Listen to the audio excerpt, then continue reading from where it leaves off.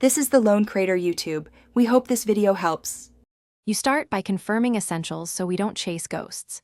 Check your JBL Quantum 400 firmware and the host OS updates. Outdated drivers cause recognition failures. Next, inspect the mic. Ensure the mute switch is off and the detachable boom is fully seated. Open sound settings and set the Quantum 400 as the default recording device, then raise input levels. Once done, try a quick voice test to see if the device responds. Now you handle software conflicts and driver issues that commonly block the mic.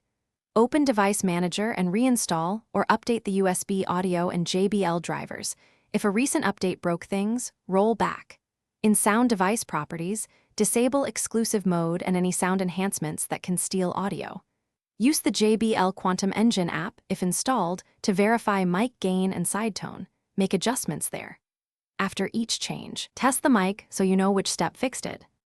Finish with hardware swaps and permission checks to isolate the problem. Try different USB ports or a powered hub. If available, test the headset on another PC to rule out host issues. Then verify microphone privacy permissions in the operating system and in the specific apps you use, making sure they are allowed. If nothing works, perform a factory reset of headset settings through the app, or, as a last resort, contact JBL support. Troubleshooting tip: if intermittent audio persists, try. Thanks for watching. Consider subscribing if we helped you.